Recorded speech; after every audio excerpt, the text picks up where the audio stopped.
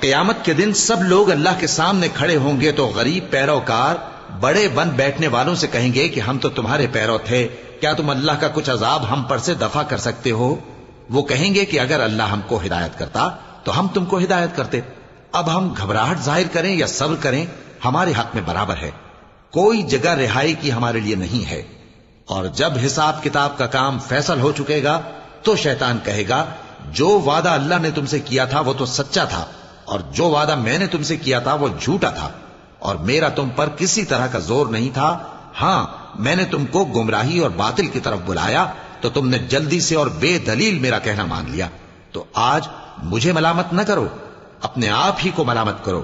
نہ میں تمہاری فریاد رسی کر سکتا ہوں اور نہ تم میری فریاد رسی کر سکتے ہو۔ میں اس بات سے انکار کرتا ہوں کہ تم پہلے مجھے شریک بناتے تھے۔ بے شک جو ظالم ہیں ان کے لیے درد دینے والا عذاب ہے۔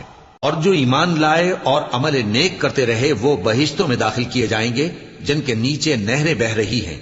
اپنے پروردگار کے حکم سے وہ ہمیشہ ان میں رہیں گے، وہاں وہ ہر ملاقات پر ایک دوسرے کو سلام کہیں گے۔ کیا تم نے نہیں دیکھا کہ اللہ نے کلمہ طیبہ کی کیسی مثال بیان فرمائی ہے؟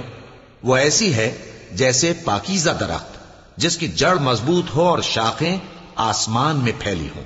وہ اپنے پروردگار کے حکم سے ہر موقع پر پھل لاتا ہو، اور اللہ لوگوں کے لیے مثالیں بیان فرماتا ہے تاکہ وہ نصیحت حاصل کریں۔